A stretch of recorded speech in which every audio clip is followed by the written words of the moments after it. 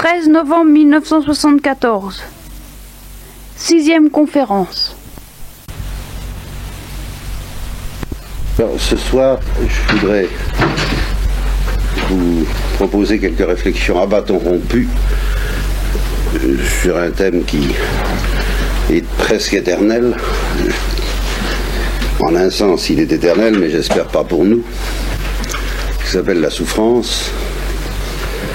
Et comment ce thème trouvera à se loger dans tout ce que nous disons depuis le début, ce que nous dirons par la suite, ça vous paraîtra assez facile à soupçonner. Je précise tout de même que je voudrais envisager la souffrance ce soir sous un angle très précis, assez particulier, un peu neuf pour moi, dans lequel je vais probablement bafouiller pour changer au bout d'un certain temps. À ce moment-là, je m'arrêterai. Donc je ne vais pas étudier ça sous l'angle, je vais laisser de côté, si vous voulez, des questions telles que pourquoi Dieu a-t-il permis ou voulu la souffrance. Ça, c'est pas dans mon, officiellement du moins, c'est pas dans ma perspective ce soir, donc je ne prétends nullement atténuer le scandale que peut constituer la souffrance. Je ne prétends pas non plus la relier avec le mystère du Christ. Je ne prétends pas non plus faire ce que, à d'autres reprises, j'ai essayé de faire et je referai, se demander ce qu'est la souffrance aux yeux de Dieu, ce qu'est la souffrance pour Dieu, cette non-impassibilité dont je vous ai parlé, non-impassibilité comme nous l'entendons, ce fait que la souffrance n'est douloureuse pour personne autant que pour Dieu.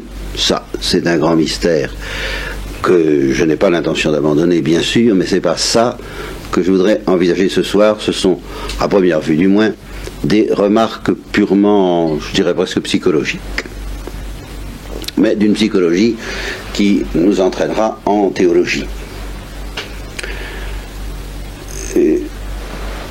D'abord, une distinction semble s'imposer à première vue, mais vous allez voir que c'est pas si simple que ça, justement, que la difficulté vient de là. Je disais, est-ce qu'on peut parler d'une dimension objective de la souffrance, rien que ça? Rien que ça paraît impensable. Et pourtant, il faut bien distinguer un peu ce que j'appellerais la cause extérieure. Il y a toujours une cause extérieure de la souffrance, puisque la souffrance vient de quelque chose qui nous fait violence, à quelque niveau que ce soit, celui de la sensibilité physique, psychique, morale, spirituelle. Quelque chose nous fait violence, sans quoi il n'y aurait pas de souffrance. Donc ce quelque chose qui nous fait violence peut être défini dans une certaine mesure objectivement. Vous voyez, vous subissez l'impact d'un coup. Bon, bien, on peut mesurer la vitesse de l'engin qui vous arrive dessus, sa masse, et on peut mesurer aussi les effets physiologiques de cette brutalité sur votre corps. C'est ce que j'appellerais, en gros, peut-être, l'aspect objectif de la souffrance. Et puis, il y a l'aspect subjectif, qui est ce que j'appelle alors la manière dont est reçu, perçu, subi l'aspect objectif. L'ennui, nous allons nous en apercevoir tout de suite, c'est que dans la pratique, eh bien, on ne peut pas dissocier concrètement ces deux choses-là, parce que la manière dont on reçoit un choc quelconque, une cause de souffrance quelconque, influe considérablement sur la souffrance elle-même. Et qu'elle change complètement sa coloration, son intensité, enfin, toutes sortes de trucs. Les psychologues connaissent ça par cœur. On peut être inattentif, on peut être plus ou moins attentif à des perturbations. Par exemple, je suis très attentif au moindre bruit en ce moment. Eh bien, la souffrance que ça engendre en moi est en conséquence de cette attention considérable. Ça tient à ma manière, bien sûr, de subir cette perturbation qui, si j'étais moins attentif, si justement j'étais plus facile à concentrer sur autre chose, enfin peu importe, eh bien, serait évidemment moins perçu. Donc ça, on connaît bien ça, seulement alors, ça, la tension c'est une chose, mais il y a d'autres aspects de la manière dont on souffre qui ont une portée théologique, et c'est à ça que je voudrais en arriver. Et je prends un exemple alors très simple pour vous montrer l'importance de la manière. Les animaux. Vous voyez, les animaux sont capables de souffrir, de souffrance. Tout au moins moi je l'admets, parce que j'admets qu'ils sont capables de sensibilité. Je ne les considère pas comme des animaux machines à la manière de Descartes.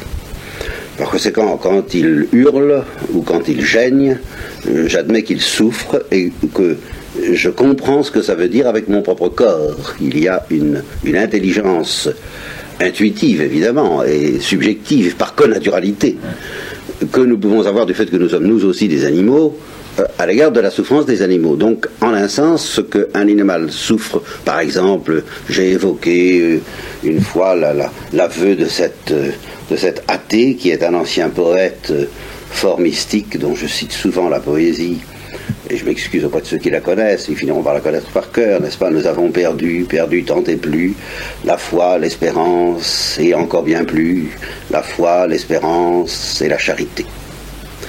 Qu'attendaient tous ces beaux esprits? Que les alouettes tombassent?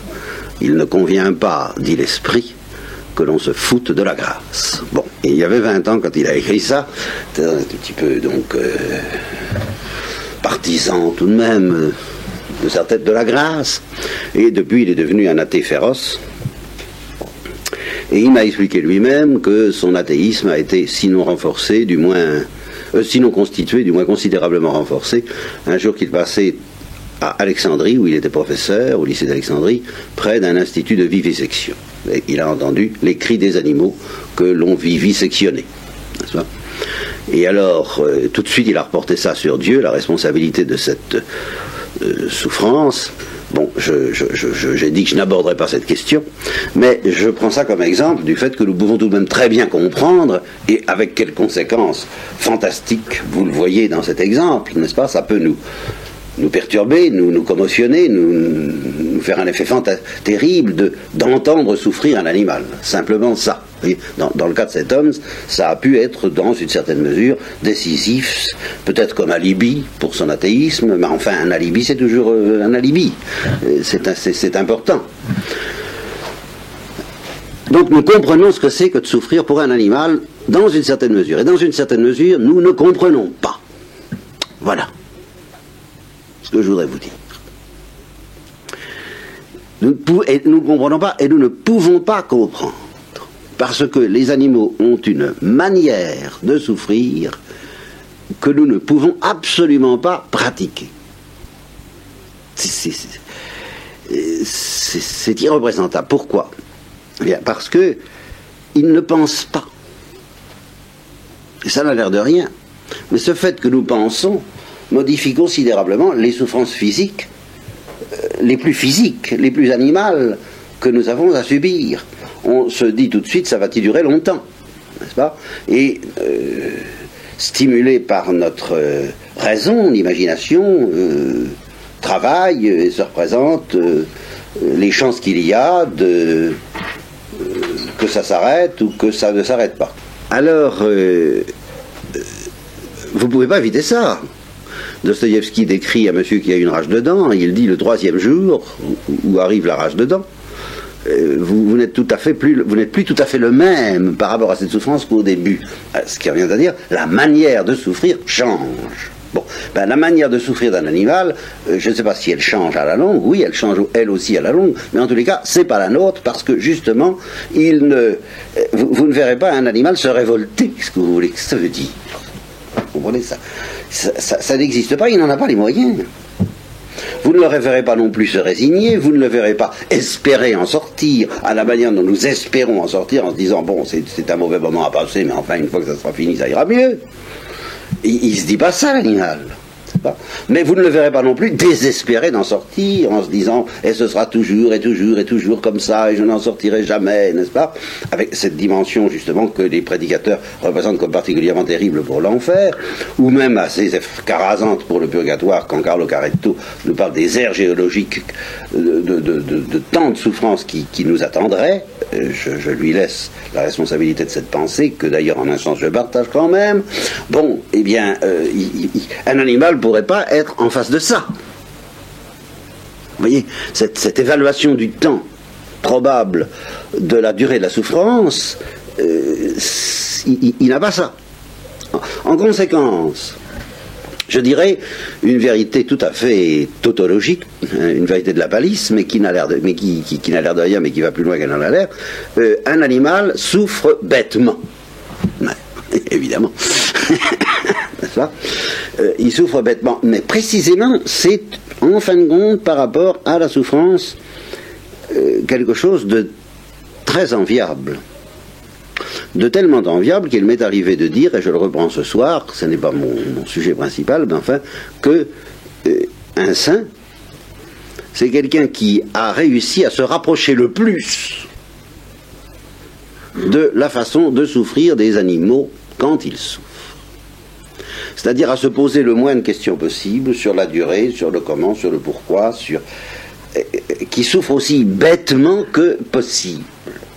Et c'est ce qu'on appelle l'abandon. Vous voyez, l'abandon, c'est une attitude qui, avec toute l'intelligence de l'homme, imite d'une certaine manière l'inconscience de l'animal. Vous voyez, Et d'ailleurs, il y a dans ce qu'on appelle l'esprit d'enfance, là, il y a un peu quelque chose de ça, parce que franchissons une étape, passons des animaux aux bébés, aux tout petits bébés, eh bien eux aussi, ils ont une manière de souffrir qui n'est plus celle de l'animal, mais qui n'est pas du tout celle de l'adulte. Ils pleurent tant qu'ils souffrent. Et puis, quand c'est fini, c'est fini. Eh bien, un adulte, c'est rarement cela. Ça fait partie des supplices du lavage de cerveau et de ces choses-là, qu'on s'arrange pour que même quand la souffrance est finie, reste l'angoisse. Ah, voilà quelque chose de tout à fait original et qui tient à la manière originale de souffrir de l'homme, de se dire, ça va-t-il revenir et quand ? Vous comprenez ? L'angoisse, je ne la définis pas au point de vue psychologique, mais enfin, il y a une angoisse qui consiste à ne pas souffrir, mais à craindre de souffrir, ou à sentir que rôde la souffrance. Et voilà quelque chose qui est caractéristique de la manière humaine de souffrir. Et dans une certaine mesure, effectivement, je suis obligé de le dire, un saint est quelqu'un qui s'est débarrassé de l'angoisse, ou qui est débarrassé de l'angoisse, qui justement ne s'inquiète plus de ces choses-là. Et alors, quand il souffre, eh bien, je dirais, il souffre bêtement. Alors, ça n'empêche pas de crier, si on a mal, de pleurer, dans le cas de l'homme, d'appeler au secours, ce que ne fait pas non plus un animal. Mais ce qui se rapproche le plus du cri de l'animal dans ce qu'il a d'élémentaire, c'est ce que j'appelle l'appel au secours. Bon, alors, maintenant que vous avez à peu près vu dans quel domaine se situent mes réflexions, la manière, ce que j'appelle la manière de souffrir, eh bien, je vais en arriver alors à la théologie de cette question-là. Et je dis qu'en fin de compte, je ne connais que, disons grossièrement, 4 manières de souffrir, théologiquement parlant, c'est-à-dire dans la psychologie tout à fait ultime des profondeurs de notre être et de notre âme. 4 manières de souffrir. Et la première, je l'ai nommée tout de suite, bon, c'est la révolte. C'est la révolte pure et simple. C'est une manière de souffrir. Ça, c'est un moyen non pas de s'en sortir, il ne s'agit pas de s'en sortir, on ne s'en sort pas, on souffre quand même, c'est évident, mais c'est une manière de faire face, c'est une manière de vivre la souffrance, manière de la vivre. Et alors là s'applique tout de suite quelque chose que je vous ai dit au début, on ne peut pas séparer complètement, vous ne pourrez jamais séparer complètement la souffrance que vous subissez, quelle qu'en soit la cause extérieure, de, éventuellement, la révolte avec laquelle cette souffrance est subie. Il va y avoir une symbiose entre les deux, un mélange entre les deux, de sorte que votre souffrance va être teintée de révolte d'une manière tellement indissociable, et alors ça fait partie des pièges du problème de la souffrance, c'est que quand vous voyez quelqu'un, un révolté souffrir, eh bien, vous avez l'impression que sa souffrance est révoltante. Oui, évidemment. Bien sûr. Et qu'elle l'est objectivement, intrinsèquement. Et c'est vrai. C'est vrai seulement à condition d'intégrer dans sa souffrance sa manière de souffrir qui consiste précisément à se révolter. Alors évidemment, souffrir en révolté, c'est révoltant. Ben, oui, je ne peux pas le dire le contraire, mais vous voyez comment il faut tout de même retenir qu'il y a malgré tout une distinction de droit à faire entre la souffrance et la manière de souffrir. Car il y en a d'autres au point de vue théologique. Alors, à l'extrême opposé, il y a la manière du Christ, prolongée par les saints, qui se rapproche le plus, comme vous le disiez tout à l'heure, de la manière des animaux ou des enfants, qui consiste à gémir, qui ne consiste pas du tout à être héroïque, je le dis en passant.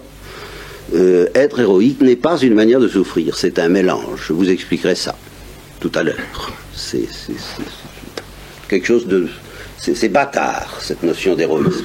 De même que la notion de courage. Souffrir avec courage, c'est pas une composante base, c'est pas une teinture base des différentes manières de souffrir. C'est pas une couleur élémentaire, vous comprenez? Il y a des couleurs élémentaires, puis il y a des mélanges de couleurs. Eh bien, souffrir avec courage, c'est un mélange. C'est un mélange entre plusieurs choses. Et puis c'est un mélange qui, comme je vous le dirai tout à l'heure, cache quelque chose d'autre. Souffrir avec courage, quelqu'un qui souffre avec courage, et quelqu'un dont on ne sait pas en fin de compte comment il souffre. Voilà. Et c'est pour ça que devra arriver ce que j'appellerais l'heure de vérité ou l'épreuve fondamentale qui va au-delà de son courage dévoiler de quelle manière, au fond, en fait, en profondeur, il souffre et il va falloir qu'à un moment, cette manière de souffrir avec courage vole en éclats et laisse place à une des 4 composantes fondamentales de la manière de souffrir. Donc la deuxième, c'est celle du Christ, qui n'est pas héroïque, qui n'est pas courageuse, qui est simple. Voilà le grand mot. Souffrir simplement. Souffrir bêtement, souffrir pauvrement, souffrir humblement, souffrir en pleurant, souffrir en gémissant, souffrir en criant, peut-être, physiologiquement, souffrir surtout, bien entendu, pour un homme et pour un saint, en appelant au secours, en appelant Dieu au secours, et les livres des psaumes, bien, ouvrez le livre des psaumes, où vous trouverez des manières de souffrir comme ça, constamment. Ce n'est à peu près que ça, avec une nuance que nous verrons tout à l'heure. Enfin, vous trouvez ça de manière assez permanente. Mon Dieu, pourquoi m'as-tu abandonné? Les eaux de la mort m'ont environné, l'angoisse est autour de moi. Donc il y a tout de même de l'angoisse. Vous voyez, chez les saints, je me contredis, mais ça ne me gêne pas, j'en suis pas une contradiction près. Il y a angoisse et angoisse. Pitié, mon Dieu, pitié. Voilà, pitié, mon Dieu, pitié, pitié. Vous voyez, le mot clé, le mot unique, Kyrie eleison, de cette manière originale de souffrir qui caractérise le Christ et les saints, c'est pitié. C'est l'appel au secours, mais un appel au secours qui ne précise absolument pas ni le temps dans lequel il exige que vienne le secours, dépêchez-vous, faites ça dans les 4 heures, de préférence, n'est-ce pas? Faut que ce soit fini, finissons-en, je n'en peux plus, n'est-ce pas? Non, il ne dit pas ça, c'est pitié. Pitié, appel au secours. Et qu'il ne précise pas non plus de quelle façon il entend être secouru.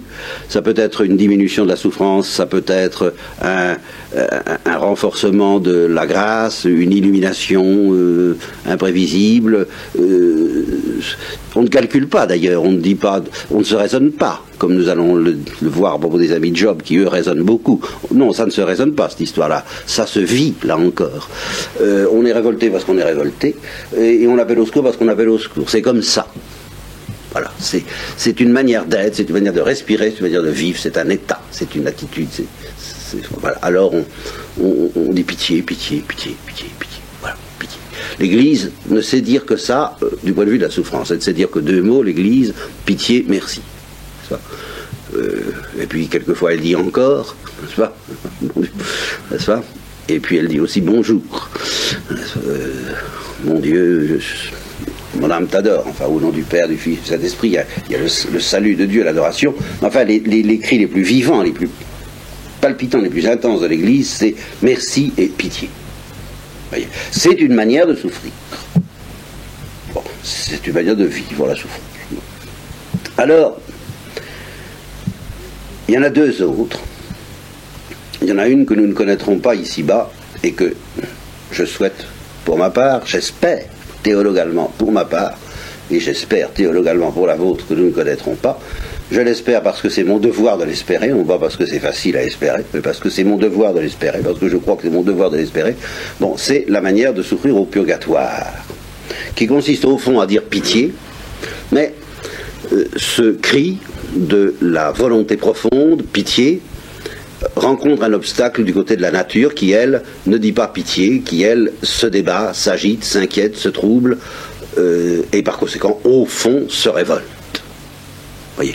De sorte que la souffrance du purgatoire, c'est la souffrance d'une âme qui dit pitié alors que sa nature se révolte. Voyez. Alors là, vous avez déjà une attitude plus complexe. La nature se révolte, et ça colore la souffrance de quelque chose dont on dit que c'est infernal, car effectivement la révolte est la caractéristique de l'enfer. Donc il y a quelque chose qui se révolte dans la nature, mais l'âme, au fond, dit quand même pitié, et alors ça, elle le dit parfaitement. Elle ne se laisse pas arrêter par les agitations et les hurlements, on peut dire, de la nature. C'est pour ça que les âmes du purgatoire sont sereines, qu'il n'y a aucune inquiétude en elles, dans le fond de leur être, parce que la supplication gémissante et confiante l'emporte irrésistiblement sur toute l'agitation de la nature. C'est ça qui caractérise le purgatoire. Il n'y a pas de problème au purgatoire.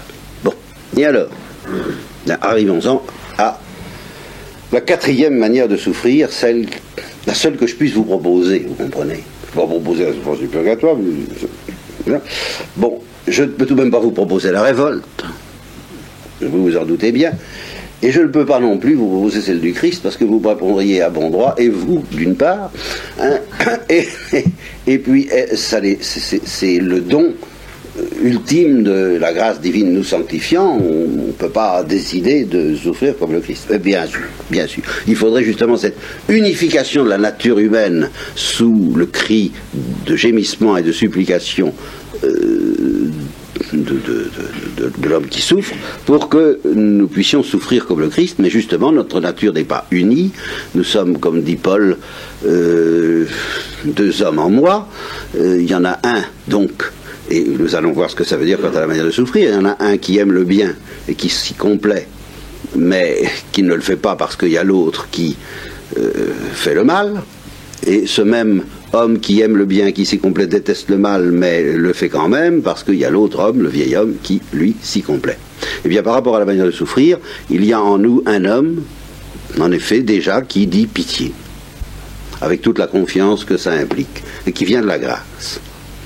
Mais il y en a un autre qui se révolte. Il faut bien voir les choses comme elles sont. S'il n'y avait pas en nous un psychisme qui se révolte contre la souffrance en même temps que l'âme dit oui, ben, effectivement nous serions des saints et nous souffrions comme Jésus-Christ. Mais non, il y a deux hommes en moi. Un qui gémit avec confiance, qui s'humilie sous la puissante main de Dieu lorsque la souffrance se présente, et puis l'autre qui se révolte. Et alors, qu'est-ce que ça donne? Ah, alors c'est là où ça devient très intéressant. Il y a des gens, et c'est ça la grâce que je vous souhaite, des gens qui sont sur le chemin de la sanctification, qui arrivent, qui réussissent à être assez simples, eh bien, au fond, pour faire ce que je vous dis là, tel qu'on le fait sur la terre, c'est-à-dire pas avec la perfection des âmes du purgatoire, non, mais avec la perfection qui nous est indiquée dans la Bible par un homme tout à fait représentatif de la bonne, mais accessible, de la seule manière correcte et accessible de souffrir, Job. Et alors c'est là, c'est en pensant à Job et puis à certaines autres choses, mais entre autres à Job, que ce matin j'ai conçu l'idée de cet entretien. Parce qu'il y a une chose qui me paraît très remarquable dans l'histoire de Job, et alors là ça devient un petit peu notre histoire à tous. C'est que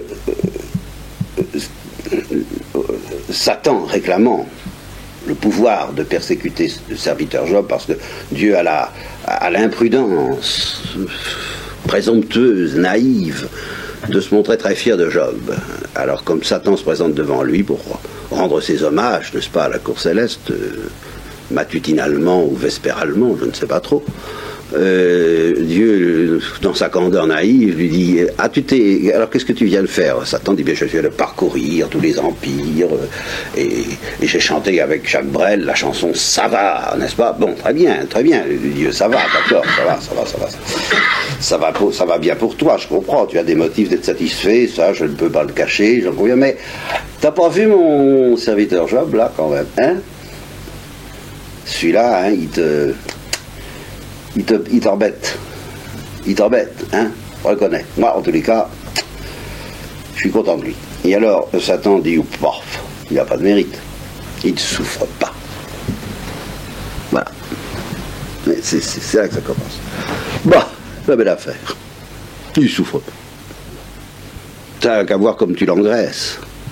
Tu lui donnes des bénédictions en surabondance, etc. Enfin, bon, dit Dieu, frappe-le dans ses biens, mais épargne sa famille, je crois, épargne-le lui et les siens. Alors, je crois que c'est là qu'arrive l'histoire des messagers, n'est-ce pas? Un messager annonce, c'est un peu, tout va très bien, Madame la Marquise, n'est-ce pas? Un messager annonce une grange à brûler. Il parlait encore lorsqu'un autre annonce telle possession, tel bétail a été décimé. Il parlait encore lorsqu'un autre messager s'annonce. Bon, alors il est ruiné, quoi. Job est à peu près ruiné en 5 minutes, quoi, parce que les messagers s'annoncent les uns après les autres. Et alors là, justement, Job souffre. Comment est-ce qu'il souffre? Ben, il souffre d'une manière qui n'est pas indiquée dans les 4 que je vous ai remarqué qu'elle n'est pas dans mon catalogue. Voilà ce qui est très intéressant. Il souffre d'une manière qui n'est pas dans mon catalogue. Il dit Dieu m'a donné, Dieu m'a enlevé, que le nom de Dieu soit béni. Il souffre avec résignation. J'ai pas mis ça dans mon vocabulaire, hein, ça n'est pas dans ma petite affaire. Bon. Alors Dieu lui dit, t'as vu, hein? Ça y a tiré. Satan dit, bof, frappe-le un peu dans sa famille, puis tu verras. Bon, je te donne la permission, mais épargne-le lui. Alors bon, c'est là que ses enfants meurent, que... Alors là où il y a aussi, je crois, l'histoire des messagers, je ne me rappelle plus très bien. Et de nouveau, Job dit... Dieu m'a donné, Dieu m'a enlevé, que le nom de Dieu soit béni. Et c'est là que la femme de Job commence à s'énerver un peu. Trouver que c'est bien gentil tout ça, mais la résignation, et de fait, je vous répète, je ne la trouve pas dans mon catalogue. Et vous allez voir la suite, qui est fort intéressante. Alors, Dieu de nouveau triomphe, et Satan lui dit, bah, peau pour peau. Tant qu'on n'aura pas frappé Job dans sa chair, au fond, on ne saura pas. Voilà. Et ça veut dire très profondément ceci, on ne saura pas de quelle manière il souffre. Parce que tant qu'on souffre avec résignation, je suis tenté de dire, mais alors, pardonnez-moi, n'est-ce pas, mes paroles, mais je suis tenté de dire, on ne souffre pas. Voilà. On n'est pas entré dans le monastère de la souffrance. C'est qu'on s'en sort encore, qu'on réussit encore à esquiver la pointe de la souffrance qui va obliger à souffrir selon une des 4 manières que j'ai énumérées tout à l'heure. Il faut que la résignation de Job saute. Parce que ça, du moment qu'on souffre avec résignation, et c'est pour ça que sa femme, ça l'énerve, n'est-ce pas, mais elle n'a pas complètement tort, n'est-ce pas, elle dit, tu vas, meurs dans ta simplicité avec toute ta manière de, bon,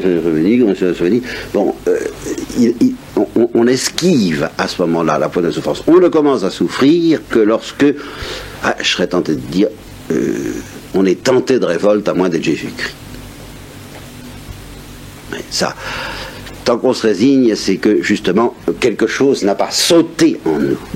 Une carcasse, un carcan, un masque, un visage, une construction, une superstructure.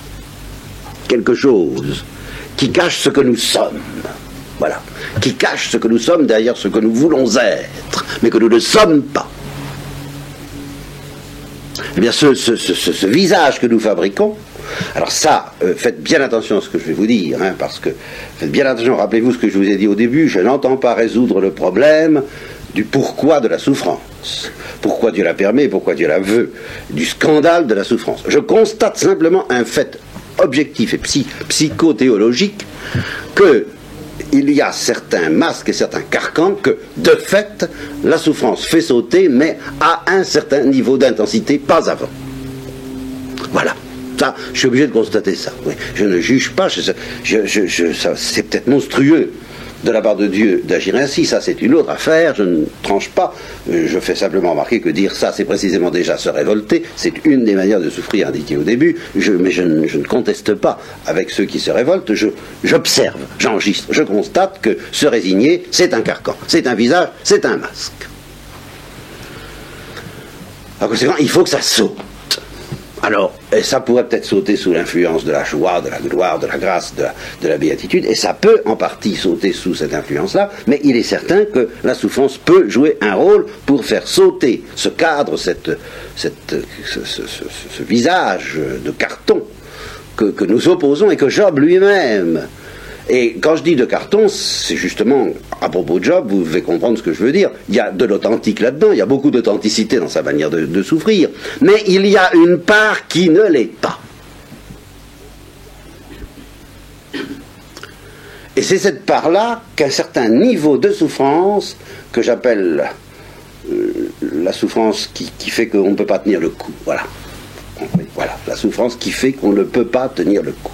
C'est seulement quand on est entré dans cette zone, c'est une zone de la souffrance où on ne peut plus tenir le coup, justement, par définition, on ne tient pas le coup. Et c'est seulement quand on ne tient pas le coup qu'on sait. Et c'est pour ça que la souffrance est une épreuve. Non pas une épreuve au sens d'une épreuve de la liberté, c'est pas ça que je veux dire. Mais c'est une épreuve au sens d'une épreuve de vérité. De la manière dont on éprouve un métal pour savoir s'il est fait avec de l'or pur ou bien avec un alliage plus ou moins suspect, on n'est pas sûr, et bien on le soumet à une épreuve qui va révéler, une épreuve révélatrice, pas une épreuve à surmonter, dont il faut triompher, une épreuve une course d'obstacles, vous voyez, comme l'épreuve de nos premiers parents, ou l'épreuve des anges dont je vous ai parlé, non. Une épreuve purement et simplement révélatrice.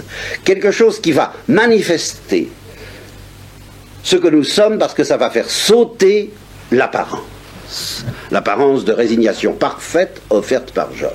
C'est pas tout à fait vrai, c'est presque vrai si vous voulez, mais c'est pas tout à fait vrai, et c'est pas tout à fait l'attitude du Christ.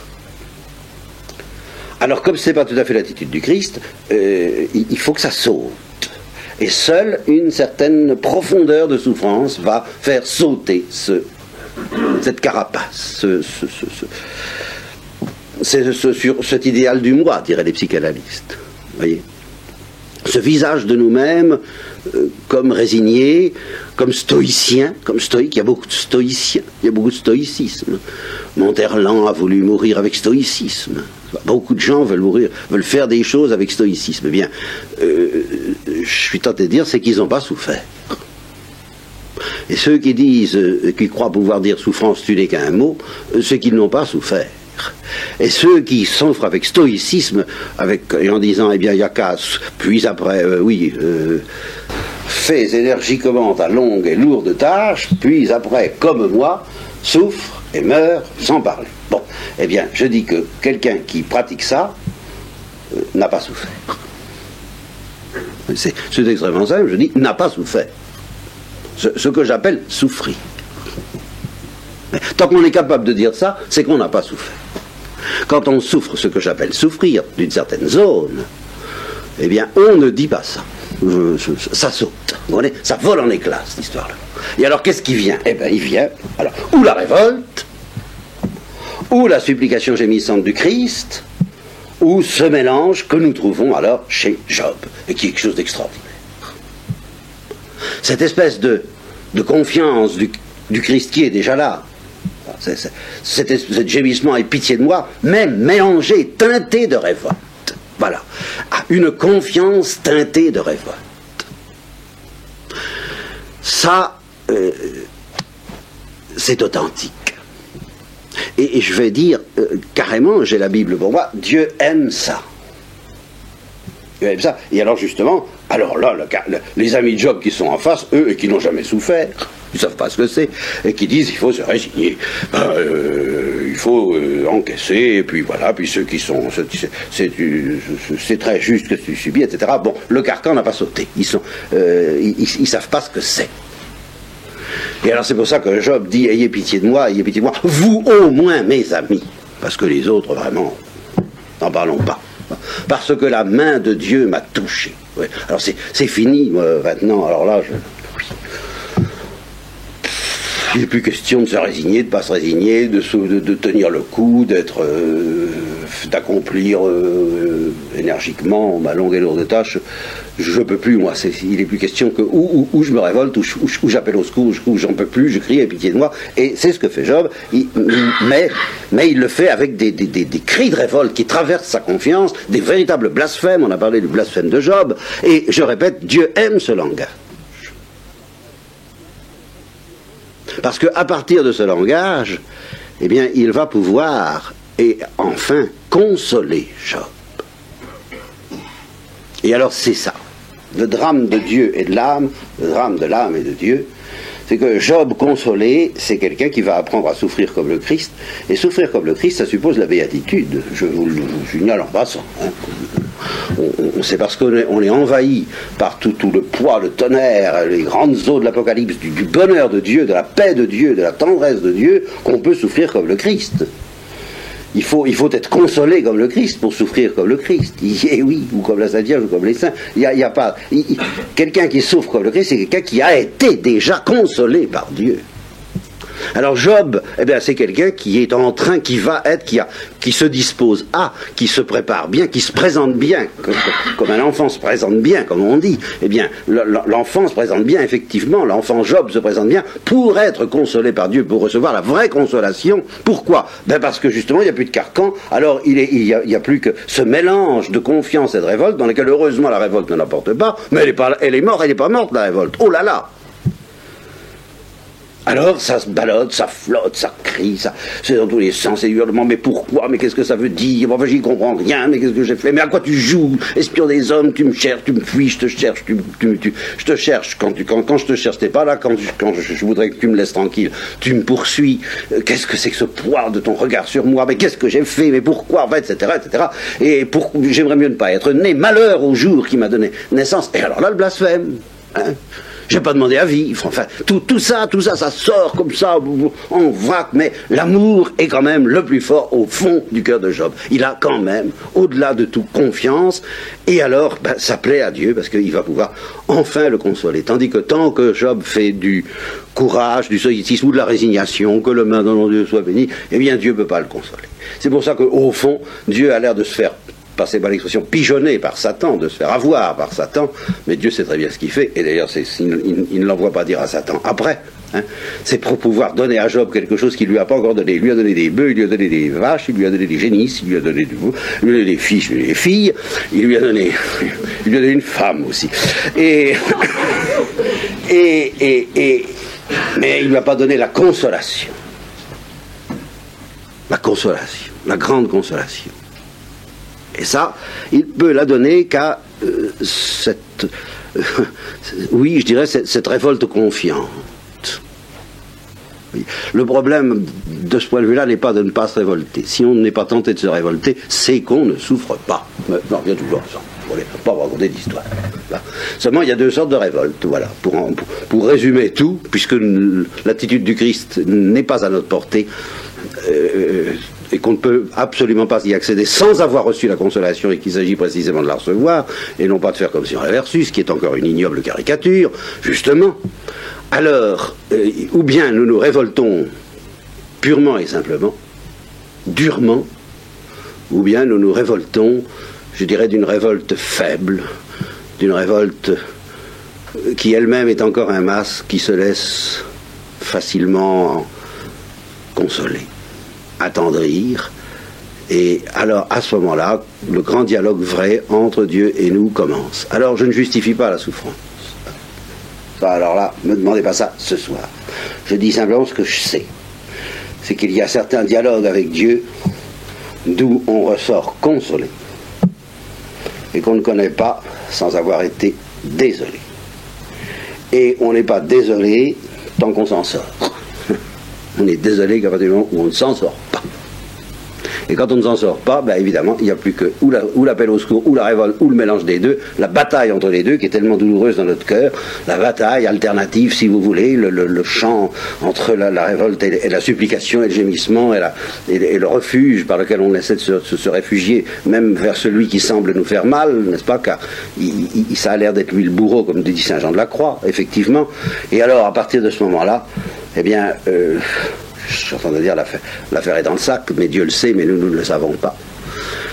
Et là, nous arrivons de nouveau dans ce mystère du Christ. Mais alors, vous voyez, vu du dedans, ce soir, je l'ai vu par sous l'angle de la souffrance, cette manière que le Christ a souffrir, en ne sachant pas comment il souffre. C'est ça le propre des saints, en ne sachant même pas comment ça se fait qu'il tient le coup, parce que c'est pas lui qui tient le coup, ce n'est pas moi qui tiens le coup, c'est le Christ qui tient le coup en moi, c'est Dieu qui me soutient par cette force inconnue que je ne comprends pas, que je ne connais pas, et que la révélation m'apprend à appeler la gloire. C'est parce que la gloire me soutient que je ne tombe pas ou dans la folie ou dans la révolte. Alors je peux dire que le nom de Dieu soit béni, mais vraiment, c'est pas de ma faute.